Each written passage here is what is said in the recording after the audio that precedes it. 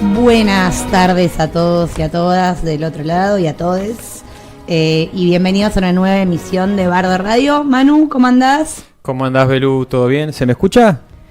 Hola, hola. Sí, sí, fuerte y claro. Bueno, el programa pasado hemos tenido problema con este micrófono, así que chequeando un poco. Bien, Belú, con muchas ganas de hacer este programa, la verdad. Con muchas ganas, el programa número 10. ¡Wow! Vamos avanzando. Y por ahí decirle a la gente que no estuvimos la semana pasada en el aire porque hubo una gran nevada en San Martín de los Andes que complicó bastante todo. También es importante decir que, para no olvidarnos, que estamos en FM Pocahullo 91.1, la radio comunitaria del pueblo, nuestra casa, que también tiene una campaña de suscriptores, que aprovechamos ahora, después lo vamos a recordar para sumarse a bancar la comunicación libre. Pero bueno, estamos listos para empezar nuestro programa número 10. Antes de dejarte, Manu, que salgas con el tema, me parece importante decir, porque lo charlamos en la edición anterior, que finalmente la ley de tierras no terminó de caer, pero sí pasó bien podada. Hay cosas que todavía tenemos que seguir discutiendo, pero bueno, nos pareció importante, lo charlamos acá, convocamos un poco a las calles y fuimos un montón, por suerte, logramos bajar 2 capítulos y nada. Si llega a diputados, que todavía no lo sabemos, bajaremos los que restan. Bueno, una buena. Si llega a diputados, ¿tiene fecha, Belú? No, todavía no tiene fecha y están viendo ahí si siguen o no, porque la verdad es que quedaron bastante lastimados, por suerte. En ese sentido, que era una ley muy importante para el futuro de nuestra patria y para todos los que la habitamos. Bueno, entonces arrancamos con el programa de hoy, si te parece. No Vamos. sé si el productor, el operador está listo. Llega un poquito apurado, entonces se le suben las cortinas, ¿viste? Pero bueno, ¿estamos? Pueden pasar cosas. Y está Ari, que está desde antes que nosotros ahí para que salgamos por las cámaras. Bueno, vamos entonces con el primer bloque. Mira, está gracioso, hoy el operador está gracioso. Se vino picante. Bueno, vamos a arrancar, vamos a ponernos serios. Programa número 10 de Bardo. Como saben todos quienes nos vienen siguiendo, el programa arranca siempre con una columna, un bloque local, sobre la situación local. Exactamente. Lo que teníamos pensado para el día de hoy tiene que ver con analizar algo que en principio parece por ahí un poco aburrido, planteado de la siguiente manera, que son las cuentas municipales. Parece un poco aburrido, efectivamente. Cómo ingresa y cómo sale el dinero de la Municipalidad de San Martín, pero vamos a tratar de mostrar cómo esto también expresa temas mucho más importantes. ¿Por qué el municipio está como está? ¿Cómo puede llegar a estar? ¿Cuáles pueden ser las posibles causas? Quizás algunas posibles soluciones. Y este tema que, bueno, como vos dijiste, nos demoramos una semana en salir por esta vez, viene también con algunas novedades de los últimos días en la localidad que nos permiten pensar un poco, darle contexto a este tema, ¿no? De analizar bien las cuentas municipales, los ingresos, las salidas, en qué se gasta, en cómo se gasta, en qué falta, dónde sobra. En unas semanas convulsionadas a nivel local en ese sentido. Exactamente, para quienes no son de San Martín de los Andes, contarles que hace muy pocos días el Consejo Deliberante aceptó un pedido de juicio político contra el intendente de la localidad, Carlos Saloniti. Veremos cómo avanza este juicio, cómo avanza este mecanismo que está establecido en la Carta Orgánica Municipal, pero hay algo que es indudable, que es que un juicio político solo puede ocurrir dentro de un marco crítico. O sea, las crisis institucionales, cuando aparecen, cuando emergen, lo hacen porque hay un contexto social, económico, son el reflejo un poco de lo que pasa, de lo que está pasando por abajo, para decirlo de alguna manera. Entonces, para empezar, creo que hay que decir, y creo que todos estamos de acuerdo en esto, que la localidad de San Martín de los Andes está atravesando una fuerte crisis en un sentido general y amplio de la palabra. Vos me podrías preguntar, Belú, ¿por qué? ¿Qué quiere decir que San Martín de los Andes está en crisis? Sí, completamente. Fundamental. Bueno, creo que todos vemos la falta de inversión en infraestructura que hay. Eso se ha hecho evidente, por ejemplo, en las calles las últimas semanas. Las calles están intransitables y el estado de las calles es una parte importante de la tarea municipal. Eso está en crisis. Y es una de las expresiones de la debilidad de la municipalidad y de su capacidad de intervenir en la vida común, en la vida de todos nosotros. Hay una clara crisis en lo que son los servicios básicos. Hay barrios que no tienen acceso a luz, barrios que no tienen acceso a agua. El transporte es muy complicado. Bueno, el transporte público en sí mismo es una de las tareas esenciales de cualquier municipalidad. En la localidad de San Martín de los Andes está especialmente en crisis el transporte público, sobre todo en lo que refiere a la frecuencia. Quienes dependen del colectivo, del uso del colectivo en nuestra localidad, lo padecen diariamente. Es uno de los problemas más importantes. Las plantas potabilizadoras están absolutamente desbordadas. Vemos recurrentemente cómo, frecuentemente digo, las aguas negras son vertidas en forma directa y sin tratamiento en el lago Lácar. Hay una crisis que es extrema en lo que es desarrollo social. Si la capacidad que tiene desarrollo social para hacerse cargo de las funciones que se le asignan en la localidad están muy venidas a menos, porque es muy poca gente, ni que hablar que con un salario bajo, para hacerse cargo de una cantidad y de un volumen de dificultades cualitativa y cuantitativamente complejas que los desborda por completo. Y con una demanda que creció mucho en el último tiempo. Bueno, exactamente. En contextos de crisis nacional, la tarea de desarrollo social siempre crece, ¿no? Y después otros temas que por ahí parecen menores, pero que no lo son para el día a día, como la demora en los trámites.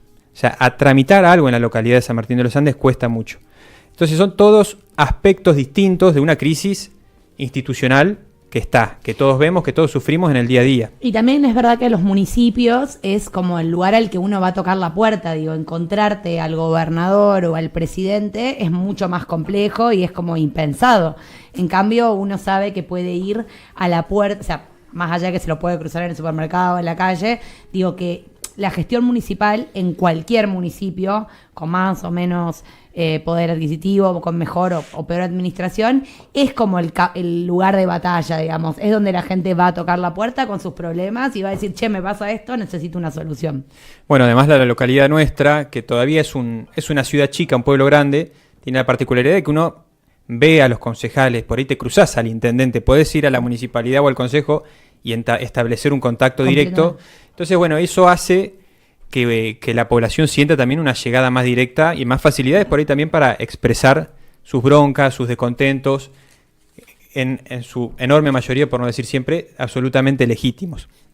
Ahora, dentro de esta crisis general, vamos a poner un marco también para entender por qué esto pasa, porque creo que es quedarnos un poco cortos y cortas si simplificamos esto pensando que todo tiene que ver única y exclusivamente con las cualidades con buenas o malas, o con los déficits en cuanto a las cualidades de gestión que puede tener el actual municipio. Primero decir que la localidad de San Martín de los Andes, como algunas otras también, han estado en el último tiempo sujetas a una especial presión demográfica. El crecimiento de San Martín de los Andes, de cualquier municipalidad, demanda una capacidad de respuesta, una agilidad, una espalda, si se carece de esta capacidad de respuesta, bueno, eso se expresa rápidamente en déficits, en todos los déficits que acabamos de comentar. Ese crecimiento es fuerte, no hay muchas localidades en el país que estén atravesando esto y es parte del contexto, ¿sí? Sobre todo los últimos, bueno, uno mira de 20 años para acá, casi que se duplicó la población. Después hay algunas condiciones específicas del entorno. No es lo mismo construir y desarrollar una ciudad en el llano que hacerlo en la montaña. No es lo mismo cómo está distribuida la mancha, incluso sin ir más lejos, la mancha urbana en Junín de los Andes, acá cerca, 50 kilómetros, que cómo está distribuida en San Martín de los Andes. Completamente. ¿No? Donde por ahí, en una localidad más convencional, construís 100 metros de cañería y llegás a 100 familias, acá tenés que construir 1 kilómetro de cañería para llegar a 30. Entonces, por supuesto, los costos, vale lo mismo para el transporte.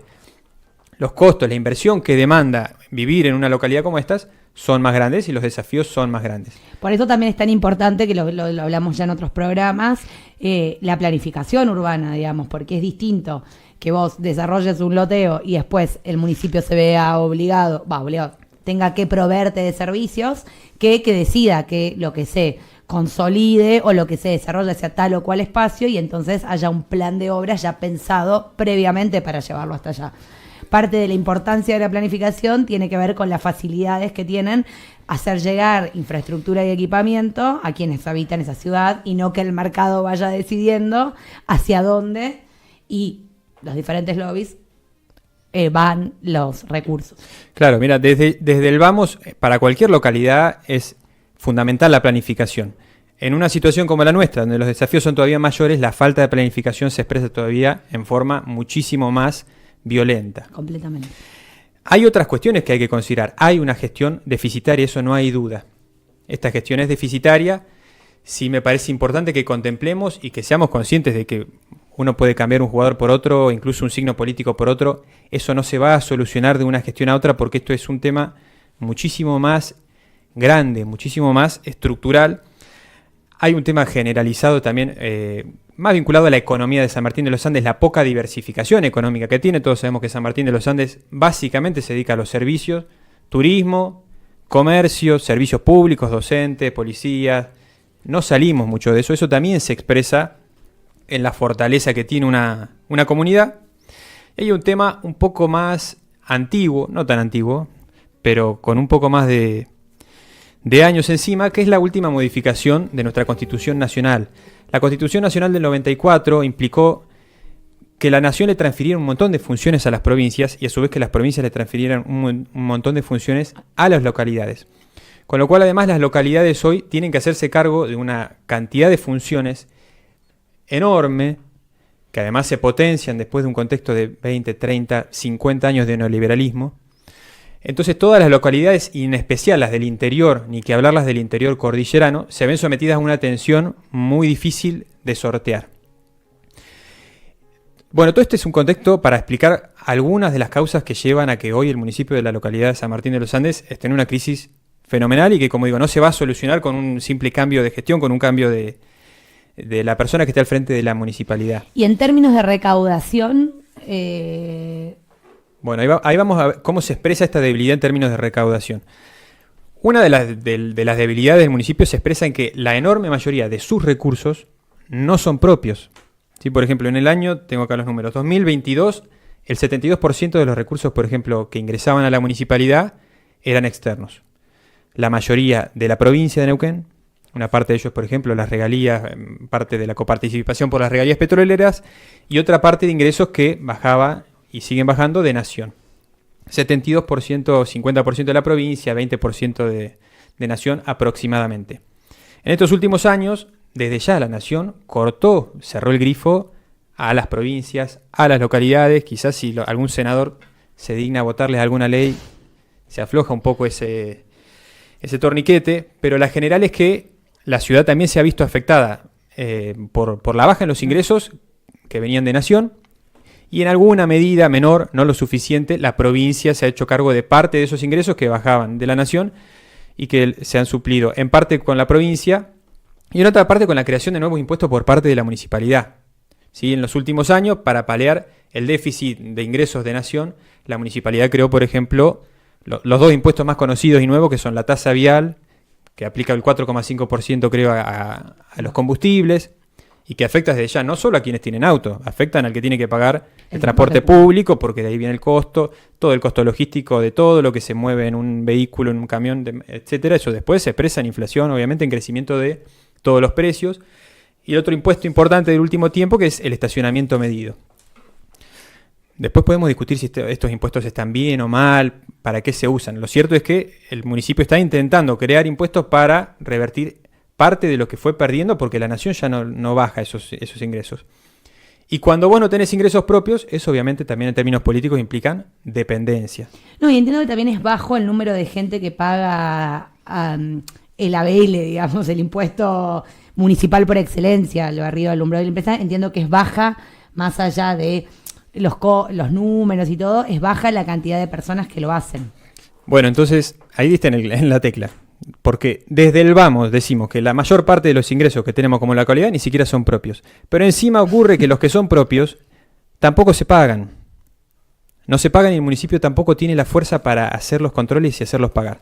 Por ejemplo, de patente se paga la mitad de lo que está efectivamente facturado, ¿no? O sea, de lo que tiene que pagarse se paga la mitad. La mitad de las personas o la mitad del volumen que tiene que pagarse por patentes no se paga. La mitad del TCI, que es el impuesto inmobiliario. La mitad de eso se paga, la otra mitad no se paga. Entonces lo que tenemos es que un municipio en crisis, debilitado, con dificultad para generar ingresos, dependiente de ingresos externos y además con dificultad para generar ingresos propios, que inventa nuevos impuestos para paliar los déficits por el ajuste nacional, pero que además tampoco puede cobrar los nuevos impuestos. Entonces es todo un círculo vicioso. Total. Que pone al municipio en una situación absolutamente crítica y con incapacidad para salir adelante por sus propios medios. se suman otras cosas. La coparticipación y la dependencia de la coparticipación que tienen las provincias de la nación también la tiene la municipalidad con la provincia, ¿no? La provincia tiene que girar coparticipación a todas las localidades. ¿Y qué pasa en el caso de San Martín de los Andes? Que bueno, la coparticipación se otorga en función de la población que San Martín de los Andes tenía en 1998. Claro, lo cual también es una locura porque nos correspondería casi el doble o más, supongo. Exacto. Bueno, en el 98 teníamos 17.000 habitantes, hoy tenemos más de 40. Entonces, otra dependencia nueva respecto de una capital, la capital federal, en este caso la ciudad de Buenos Aires. Después hay un montón de actividades además que no tributan porque están fuera del ejido municipal, hay barrios de lujo que están situados fuera del estado del ejido municipal que no tributan, y después ni hablar las cosas que no se tributan porque están en negro. ¿Sí? En el caso de una ciudad turística, todo lo que se paga de alquiler por Airbnb, todo este tipo de cosas que son estructurales en nuestra economía, no tributan, están en negro. Entonces se genera, como digo, todo este círculo vicioso donde la municipalidad no puede hacerse cargo de las atribuciones que tiene atribuciones excesivas y ni siquiera puede generar los ingresos. Esto se traduce después en que los pocos ingresos que la municipalidad genera se gastan casi exclusivamente en sueldos. Claro, la municipalidad de San Martín, porque muchos van a decir, bueno, lo que pasa es que hay un exceso de trabajadores. Es una de las localidades que menos trabajadores tiene en relación a la totalidad de la población que tiene. Muchísimo menos, por ejemplo, que Villa Langostura. Eso quiero aclararlo también. Pero efectivamente no tiene gastos en infraestructura, no puede ampliar la capacidad de trabajo de desarrollo social porque no puede generar nuevos trabajos. Entonces tenemos una municipalidad que está institucionalmente quebrada, que no puede salir adelante, que ni siquiera depende de sí misma, única y exclusivamente de sí misma para tratar de solucionar algunos de estos problemas. Creo que es importante que tengamos en cuenta que no padecemos todos de la misma manera la crisis de este municipio.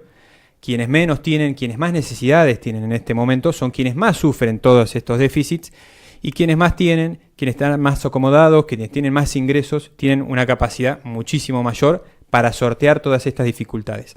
Así que creo que lo que nos queda es la pregunta de cómo salimos adelante y cómo repartimos las responsabilidades. Sí, creo que las organizaciones sociales, que formamos parte, y digo formamos porque nosotros nos consideramos también como programa radial una organización social, las organizaciones sociales, las bibliotecas populares, las juntas vecinales, los clubes de barrio, tenemos que mínimamente unirnos, escucharnos, intercambiar, ponernos de acuerdo, construir algunas demandas comunes para intentar que al menos los que tienen más posibilidad aporten más para que los que menos tienen puedan vivir un poquito mejor. ¿Cómo andamos por ahí? Nos están retando del otro lado. Hoy nuestro operador vino furibundo, la verdad. El tránsito lo puso muy mal. Pero bueno, vamos a ir con el segundo bloque. Esta vez vamos hacia lo provincial. Y yo voy a conversar hoy de el turismo y el derecho a habitar Neuquén. Es el nombre que le puse a mi columna. Vamos a hablar un poco de una actividad que, como vos dijiste, es la actividad principal o de las actividades principales de la ciudad en la que vivimos, pero además es una actividad muy importante para la provincia de Neuquén.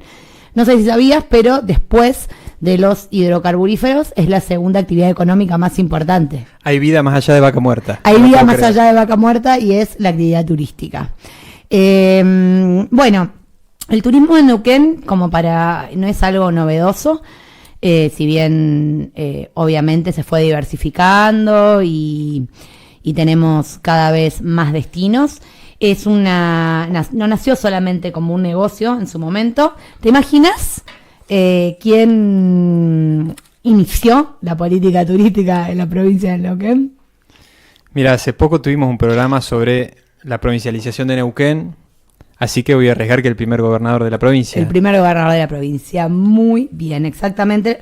Felipe Zapac fue quien en el año 1963 lanzó el primer plan turístico provincial, algo muy novedoso para nuestra Argentina. Es verdad que ya había algunos desarrollos vinculados al mundo del turismo, todos los hoteles, el turismo social y los hoteles de Chapalmadal y Embalse, del gobierno de Juan Domingo Perón, y también es verdad que San Martín de los Andes ya tenía un incipiente desarrollo turístico, porque pensemos que en el año 1937 se crea el Parque Nacional Lanín, y entre las cosas que hace es No es prohibir, pero sí bajar muchísimo, casi hasta la prohibición, la principal actividad que tenía San Martín de los Andes, que era la industria maderera, como ya lo habíamos visto en otros bloques, y eso hizo que haya que hacer una contrapropuesta de actividad económica, y Parques Nacionales trajo consigo sobre todo la idea de la caza y la pesca. Allí se introducieron varias especies exóticas, pero bueno, eso que empezaba a pasar en los destinos cercanos a los parques nacionales en el año 1963, y a través de este primer plan turístico provincial se va a convertir en una política de la provincia de Neuquén, con un objetivo no solo de desarrollar una nueva actividad económica, o sea, un nuevo negocio, sino como una herramienta que permitía planificar, desarrollar, generar arraigo, sobre todo, pensando en que si las localidades se podían desarrollar en torno a estas actividades, no tenían que emigrar todos hacia Neuquén o hacia Vaca Muerta, digamos, y que podían quedarse en los lugares en los que habían nacido. Y aparte, bueno, el hecho de poder desarrollar la actividad turística implicaba la construcción de caminos, rutas, puentes, hosterías, y de esa manera también el desarrollo iba permeando todo el territorio provincial y no quedaba solamente en aquellos lugares vinculados al petróleo. Ahí me surge una pregunta, pero sí, no sé si sabes. Vos mencionabas todos los hoteles, bueno, de la etapa de Perón, Chapadmalal, etcétera. Los hoteles de Neuquén, los clásicos. Las hosterías de Barbarco. Exacto, esas... ¿Eran previas o son parte del plan provincial? Son parte del plan, no existían, son parte de ese primer plan que empieza como a pensar un poco todo eso, cómo construir centros de esquí. Digo, la primera inversión que se hace en Chapelco es más o menos a principios de los 60 también. Esta primer mirada del Estado planificando la oferta turística de la provincia del Neuquén tenía como 3 prioridades, fijó ese primer plan. Deportes invernales, más vinculados a Villa Langostura, San Martín de los Andes, Bateama Huida, turismo termal, sobre todo en Copahue y Cabiahue, y ahí también había algo de termalismo y deportes de nieve, y después el desarrollo de la pesca deportiva, que hoy es una de las, dentro de las actividades turísticas, es una de las principales que lleva adelante nuestra provincia y que mueve mucho dinero por el tipo de público que tiene, porque va a contrapelo, la temporada de pesca va a contrapelo de la temporada invernal, por la cantidad de espejos de agua que tenemos, tanto naturales como construidos por el hombre. Así que esa primera instancia ya tenía como una mirada el turismo. Hay lugares del mundo donde el turismo llega porque la gente empieza a llegar y hay que preguntarse qué hacer, y hay otros donde los destinos dicen, che, nosotros queremos dedicarnos a la actividad turística, y eso fue parte de la planificación que siempre hablamos, muy importante, que desarrolló el MPN en un momento en el que no había una visión tan estratégica sobre el desarrollo de los territorios. Así que allá en 1963 arranca la historia. No solo eso, también se construye en ese momento la primer escuela de turismo de la Argentina, que cumplió 61 años la semana pasada. Fue una escuela de nivel superior que luego se convirtió en la Facultad de Turismo y que hoy forma parte de la Universidad Nacional del Comahue. Es la más antigua, después le sigue la Escuela de Nivel Superior de Córdoba, donde yo estudié. ¿Es la primera de todo el país? La primera de todo el país, sí, es esta, y después le sigue la de Córdoba, que hoy se transformó ya también en Universidad Provincial. Así que nada, es interesante porque el pensamiento no era solo, bueno, es una forma de llevar infraestructura y de que la gente se quede en sus territorios, sino que además se pensó en el desarrollo de una escuela que permita profesionalizar esa tarea y que, tener un sistema turístico que no solo tenga infraestructura, sino que también tenga equipamiento y tenga profesionales dispuestos a recibir esa demanda que empieza a llegar desde otros lugares de la Argentina en un primer momento y luego del mundo. Hoy Neuquén es un destino internacional también. Sobre todo lo vemos mucho en el invierno, si uno camina por las calles, ahora bajó un poco, pero si caminaba hace 1 o 2 semanas, escuchaba no solo español. ¿Cuál es el idioma que más se escucha? Y brasilero creo que lo que más se escucha, bueno, sobre todo desde que hay un vuelo directo de San Pablo acá al aeropuerto de Chapelco. Claro. Me parecía ahí para aportar algo que quizás hoy no es tan real ya, pero que en otro momento además el turismo neuquino no estaba impulsado solo por la recepción de turismo nacional y de turismo quizá internacional, sino por una política importante que fomentaba el turismo interno, para que los neuquinos conociéramos Neuquén. Exactamente, que es clave y que cada vez se está perdiendo más. Un poco queremos también charlar de eso. Bueno, el sistema turístico, para hacerlo no tan teórico, tiene beneficiarios directos e indirectos, digamos. Cuando uno piensa en un cabañero, en un hotelero, en alguien que trabaja en un guía de turismo, es alguien beneficiario directo. Pero después, toda la gente que viene al pueblo no solo le compra a esa gente, compra en kioscos, en carnicerías, en supermercados, en farmacias, toma taxis, por lo cual va teniendo otros beneficiarios indirectos que hace que se movilice un poco la actividad. Eso también se trataba no solo de que viniera gente de afuera, como vos decías, sino también que los propios neuquinos se movilicen para conocer su provincia y estén dentro de ese lugar. Hoy, si pensamos en la provincia del Neuquén ya en este momento, tenemos que pensar que no es que no hay un solo Neuquén, no hay un solo producto turístico. Pensamos en en la cordillera y pensamos en el turismo de nieve en el invierno y en el turismo de actividades de montaña en el verano. También pensamos en la pesca, que como decía se extiende un poco más por toda la provincia. Pensamos en el turismo termal. Pensamos en el turismo más desarrollado, más identitario, vinculado, por ejemplo, a todo lo que es la zona del Pehuen, Aluminé, Moquehue, Villa Pehuen, justamente. Hay un incipiente desarrollo, no tan incipiente, pero hay un desarrollo más moderno de de lugares que hacen vino. Se me fue la palabra, digo, de viñedos. De viñedos, gracias, Manu. Y el turismo vitivinícola, que es un turismo que mueve también mucho dinero. Y bueno, luego también se crearon áreas naturales protegidas, provinciales, más allá de que Neuquén tiene una particularidad que no es la provincia con más parques nacionales de la Argentina, pero sí tiene muchos parques nacionales, ¿sí? Tiene 4. Me permito agregar ahí la actividad paleontológica. Sí, claro, total. Para algunos será también aburrido, pero quiero decir con mucho orgullo que Neuquén goza de decir que tenemos el dinosaurio carnívoro más grande del mundo. No es el tiranosaurio Rex, no sé si sabían, pero no es el tiranosaurio Rex. ¿Cómo se llama, te acordás? El Giganotosaurus carolini, está cerca del Chocón.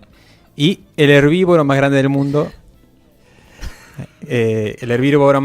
o sea, ambos no solo son argentinos, son de esta provincia. De esta provincia, y hay en toda la zona de confluencia un desarrollo muy incipiente. Se ponen a ver huellas, bueno, hace poco se encontraron huevos. Hay también todo una línea del turismo desarrollada por ahí.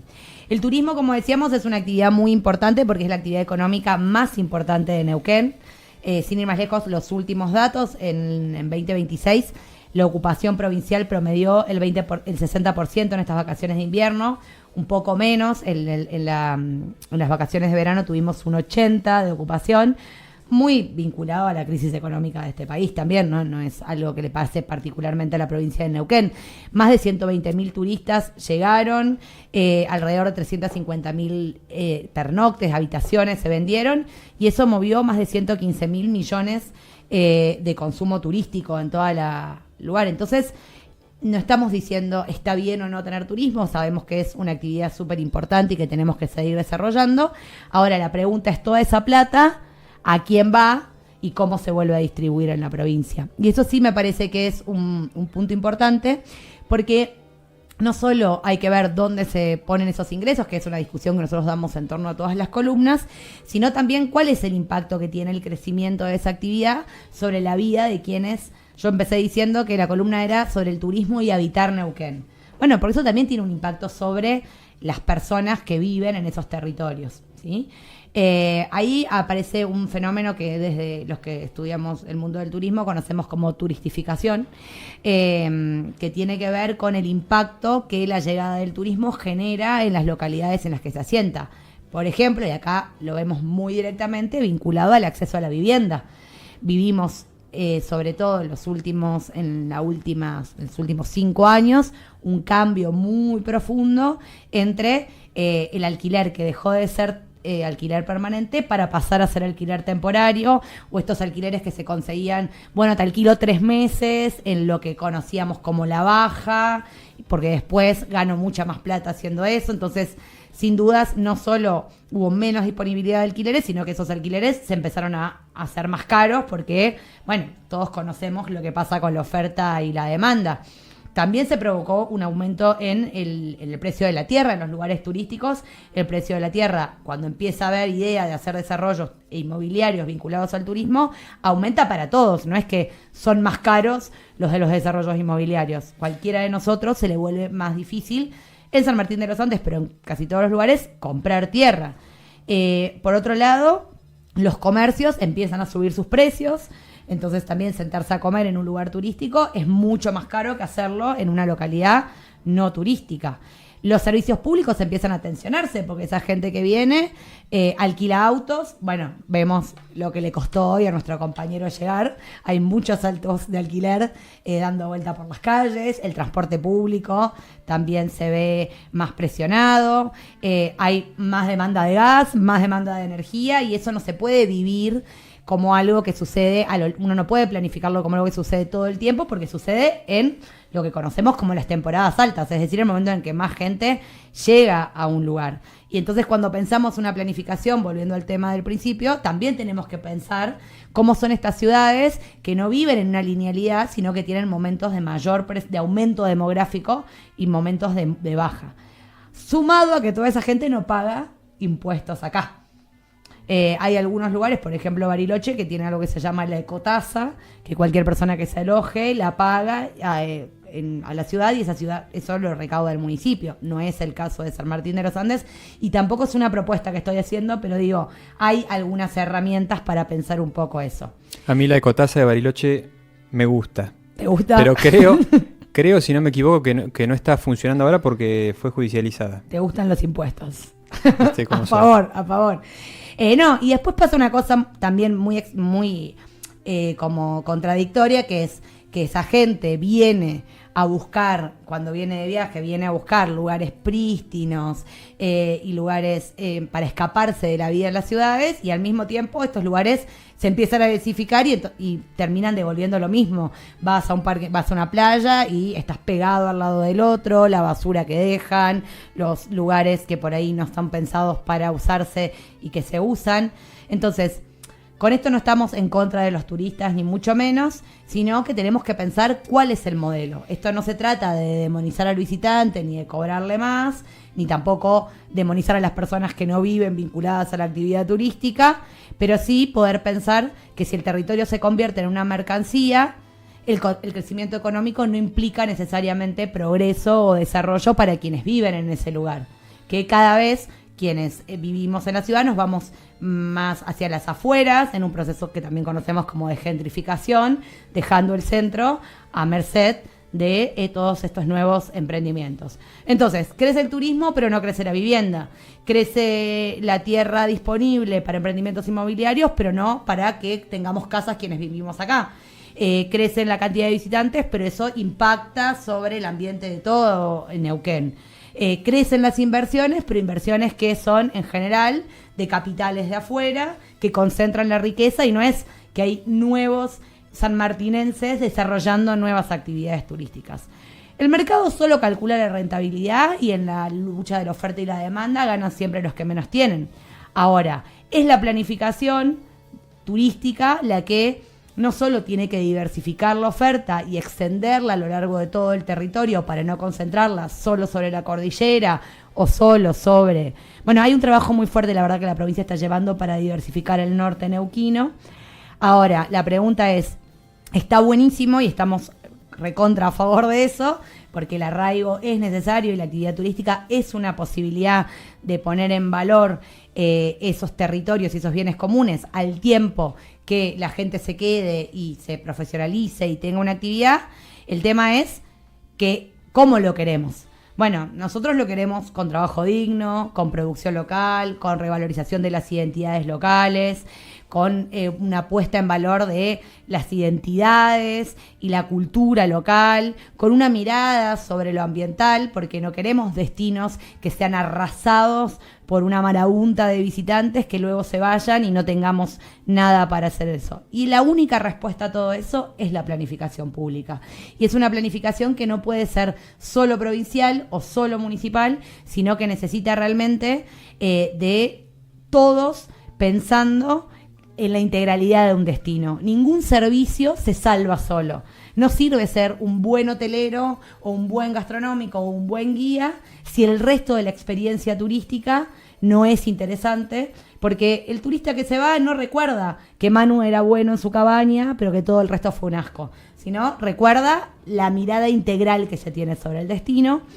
Y esa mirada integral tiene que ser una mirada que permita además brindar servicios no solo a los que más tienen, aumentando las tarifas de todo, sino cómo hacemos para que también los neuquinos y neuquinas recorran su provincia. Y cuando hablamos de la neuquinidad, puedan estar orgullosos de territorios que conocen y disfrutan, y que sirvan para mejorar la calidad de vida de los territorios y no para expulsar a los neuquinos en pos de que ganen quienes vienen desde afuera.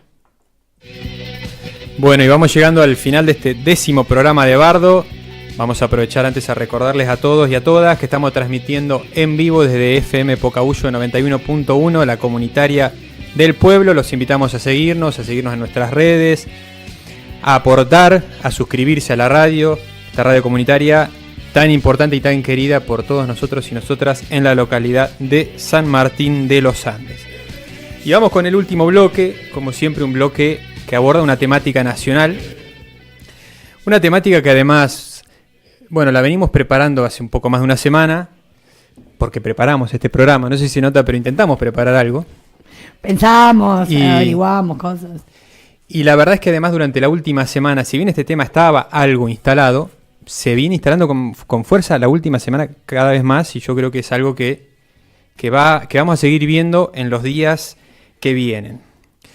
Pero antes de decir de qué se trata, vamos por otra introducción, con una breve introducción. Vamos. Creo que todos tenemos claro, lo queramos reconocer o no, lo vivamos en carne propia o no, que este país está atravesando una crisis social profunda, que se ve en muchísimos aspectos, en la dificultad para llegar a fin de mes, en el ajuste del plan remediar, en el ajuste contra los jubilados, se ve en los intentos de extranjerización de la tierra, en el cierre de empresas, en la caída del empleo público, bueno, el aumento del endeudamiento externo. Todo. Digo, se ve por todos lados. Así todo, hay algunos números que siempre se siguen dibujando, ¿no? Uno se acuerda cuando todos se quejaban del INDEC de Guillermo Moreno, que cómo hacían los números, que no podía ser. Bueno, pero ahora resulta que cuando vemos este contexto, vamos a mirar los números de pobreza, y los números de pobreza aparentemente están bajando. Aparte, bajando mucho. Creo que los últimos dan que la pobreza bajó 20 puntos en los últimos 2 años. Lo digo más o menos, no tengo el número fino, pero algo así dice el INDEC. Cosa que cuando uno camina a la calle, cuando uno mira su propia heladera, dice, ¿dónde están esos 20 puntos, no? ¿Dónde están esos 20 puntos, chicos? Ahora, hay algunos datos sociales que no se pueden ocultar, ¿sí? Y que son buenos indicadores para ver cómo está un país. Por ejemplo, de esto venimos hablando en algunas otras columnas durante el programa, el aumento en la tasa de suicidio, ¿no? La tasa de suicidio que ha aumentado muchísimo en Argentina. El año pasado hubo más de 5.000 suicidios, principal causa de muerte en jóvenes. Por supuesto, un fenómeno vinculado, no podemos no vincularlo a la situación económica, a la falta de perspectiva, que está vinculada a cómo está el país hoy. Esta semana vimos una noticia de una pareja que hizo un pacto suicida y que en la carta, una pareja de adultos mayores, y en la carta justamente explica que tiene que ver con no poder pagar deudas, digamos, y no es la única, digamos, es como la más explícita y salió en todos los medios y todo, pero venimos viendo mucho eso, y sobre todo también, digo, más allá de esto que vos decías, vemos nuestra heladera, además charlamos con la gente. Yo, la verdad es que nunca en los años que hace que estoy viva, escuché tanto hablar de plata. O sea, como que la conversación que uno tiene en todos lados tiene que ver con la guita, con cuánto llega, con cuántos laburos tiene, con qué es lo que no puede pagar, con qué elige, con qué hay gente eligiendo qué medicamento tomar, qué actividad pagar o no pagar, a qué lugar ir o no ir por el transporte público, y sobre todo, supongo que lo vamos a charlar ahora, que ese endeudamiento ni siquiera es un endeudamiento en términos bancarios, y que a medida que uno está más endeudado y tiene menos dinero, los lugares a los que va ese endeudamiento se vuelven mucho más peligrosos y oscuros. Bueno, justamente un poco a eso íbamos, ¿no? Ese es otro de los indicadores más interesantes y que es un tema en la actualidad. Es decir, lo de los suicidios es algo que no se puede ocultar, el aumento en la sobretasa de mortalidad de los adultos mayores, o sea, se están muriendo más adultos mayores de los que se esperaba. Y es el último que traía, es este que traes vos, ¿no? Que es el aumento fenomenal del endeudamiento de las familias, el aumento de la morosidad de las familias y los motivos por el cual está creciendo este fenómeno. ¿Sí? Esto es indiscutible, no pasaba desde el 2002 y me parece que si hay algo que puede poner sobre la mesa, expresar cuál es la situación económica y social que estamos viviendo, es cómo se endeuda la población. Eso no se puede ocultar. Por más que dibujes los números y midas la pobreza de una manera que te lleva a poder decir que la pobreza está bajando, cuando vos ves estos números decís, che, acá hay algo que no está funcionando bien. Por supuesto no es que la deuda en sí misma sea mala, ¿no? Si vos me decís, están creciendo los créditos hipotecarios, bienvenido sea. Bárbaro. Te estás endeudando, no sé, por ahí para cambiar el auto. Bueno, puede ser. ¿Qué es lo que viene pasando, sobre todo el último año? Esto es un fenómeno del último año, los últimos 12 meses, pero con un crecimiento exponencial y que se viene sosteniendo, que es el crecimiento de las familias que están endeudadas, más de 20 millones de familias. Sí, más de 20 millones, o sea, va de familia, 20 millones de personas, pero digo, a veces en una familia de 3 personas hay una sola que está endeudada por la familia. Es decir, casi el 50% de la población argentina, digo. Exacto, pero digo, aparte, 20 millones de personas que están endeudadas, vos contás ahí las familias, y el número es todavía más grande, ¿no? De familias y de personas que están de alguna manera vinculadas a la deuda. De los cuales además hay más de 6 millones que están morosos. ¿Qué es moroso? Básicamente que no están pudiendo pagar esa deuda. Que no están llegando ni a pagar el mínimo de la deuda. Que genera cada vez más intereses. Bueno, y ahí empieza todo un círculo vicioso que es cada vez más difícil de parar. Entonces lo que estamos viendo el último tiempo es que hay cada vez más familias endeudadas que se están endeudando por motivos que normalmente uno no se endeuda, es decir, para gastos corrientes, es decir, pedís un crédito, pagás con la tarjeta de crédito para comprar alimentos, para pagar la luz, pagás la luz con una tarjeta de crédito, para pagar el alquiler, ¿no? Para pagar alguna intervención de salud. Entonces los gastos corrientes que normalmente uno enfrenta con la caja de ahorro, con los pesos, con la plata que tenés, con tu salario, hoy lo estás pateando hacia adelante endeudándote. ¿Cómo está generándose esa deuda? En algunos casos es la tarjeta de crédito, eso es una forma de deuda. Las familias que tienen la tarjeta de crédito en plena utilización están endeudadas. Pero también han subido muchísimo los préstamos personales, es decir, ese préstamo, entre comillas, pequeño que vos pedís, 2, 3 millones de pesos, pero que no es para comprar un auto ni para comprar una casa. Esa cantidad de créditos se están disparando. Y después un montón de créditos informales que no están pudiendo ser registrados, pero que existen, ¿no? Que cuando le pedís a tu mamá, le pedí el mes pasado a mi vieja, le dije que le devolvía este mes, me parece que me va a tener que esperar un poco más. Suerte más. Y después, bueno, un fenómeno también, creo, especialmente cruel y peligroso, que es el endeudamiento además con el narco. Que esto es un tema que además en el último número de Crisis salió una nota especial que recomiendo muchísimo, que aborda cómo en algunos lugares los narcos están reinvirtiendo el dinero que genera la propia venta de drogas, siendo un prestamista de última instancia, con la particularidad de que cuando vos debes ahí no te viene una carta o documento, ¿no? Sino por ahí te toca a la puerta una persona que tiene un bate de béisbol en la mano. Sí, y muchas de las cosas que pasan también ahí es que no solo, le debes al narco, sino que además la respuesta termina siendo, bueno, esto, o aparezco con un bate de béisbol o empezás a trabajar para mí para pagar esto. Entonces mucha gente termina ingresando al narcomenudeo o como vigía o como un montón de cosas, no por un deseo ni por una búsqueda, sino porque es eso o morirte básicamente. Y no sé, ahí me parece que es importante nombrar a un ser bastante espantoso, que es Galperín, digamos, porque lo que está pasando con los créditos de Mercado Libre o de Mercado Pago es un infierno, porque esto de que esté tan a la mano, que es apretar un botón y decís, bueno, después lo consigo, está generando endeudamientos realmente muy, muy altos, porque aparte las tasas son usureras y nadie está diciendo nada. Al final parece que todos somos caputo. Solo que no por decisión, sino por necesidad. Bueno, ese sí que es un fenómeno novedoso. Que es decir que las entidades con las cuales se está endeudando la población incluyen ahora las billeteras virtuales, ¿no? Nosotros creo que lo dije, estamos llegando a los niveles de endeudamiento que no existían desde el año 2002. 2002-2003. Después del para el 2005 ya este número había bajado casi a cero y en un año volvimos a los mismos números que antes. Con la diferencia que ahora tenemos las billeteras virtuales y que son además las que están mostrando un número más importante y más relevante de morosidad, ¿sí? Es decir, de personas que no están pagando, que no le están pagando la deuda a Mercado Libre. Ualá es otro de los actores importantísimos. Después hay algunos créditos, algunos financiamientos especiales. Por ejemplo, Carrefour tiene toda una política de financiar a quienes compran en la cadena de supermercados y que no están pudiendo pagar. Más del 50% impago está.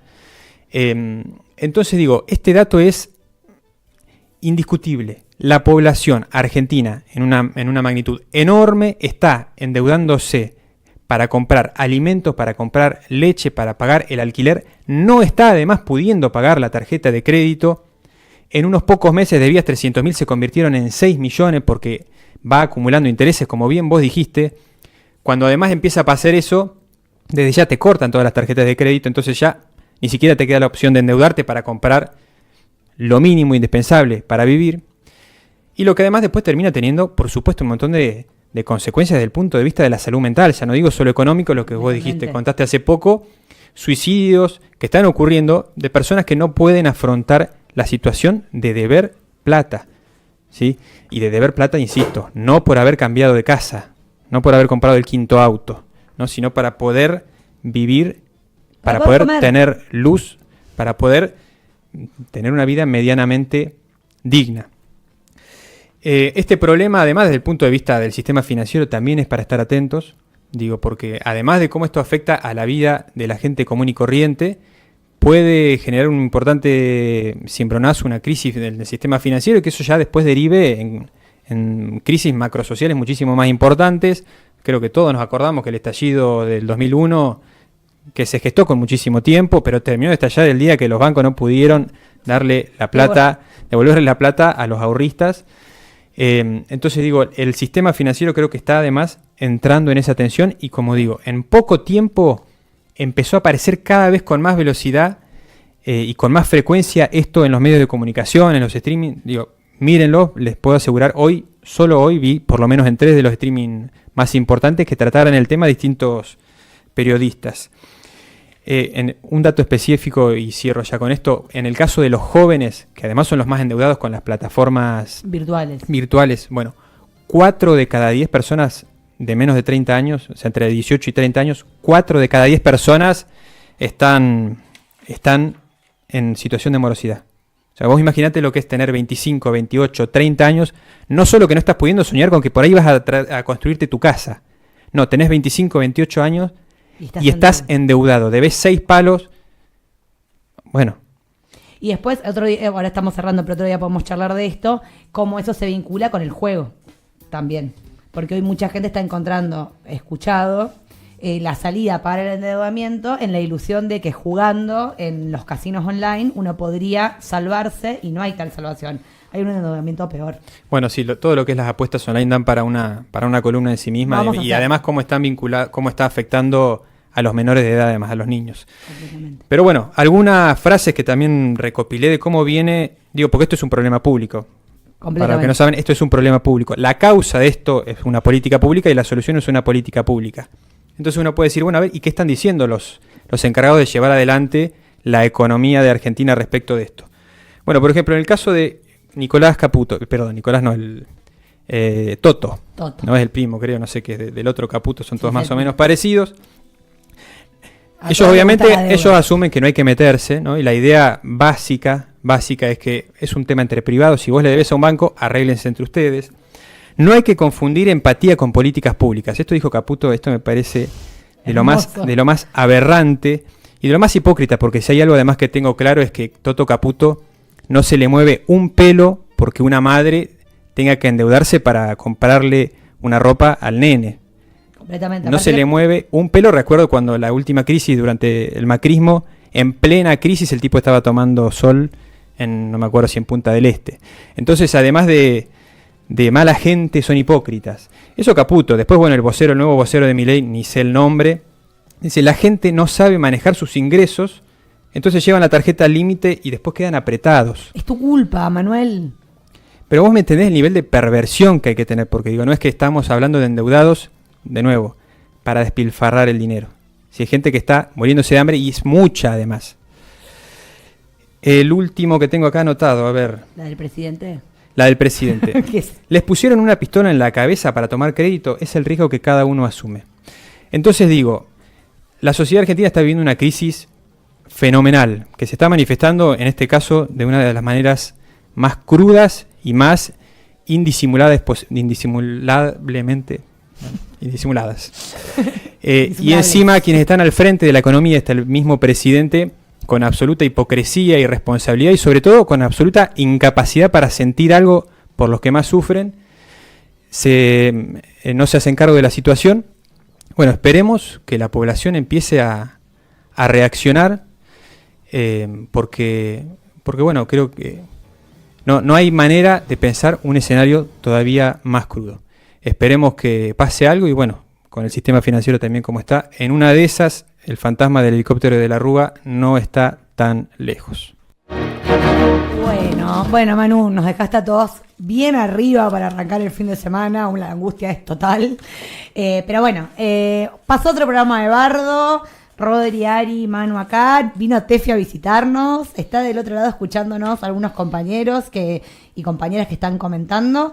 Esperamos que hayan disfrutado este nuevo encuentro. Si no cae una nevada gigantesca que no pareciera pasar, nos encontramos el viernes que viene para seguir charlando de todo esto. Y nada, sigan escuchando todos los programas de la radio porque nada, hay unas voces muy muy interesantes y sobre todo porque hablan de nuestro lugar. Así no estamos tan seteados con solo lo que pasa en Buenos Aires. Nos vemos en una semana.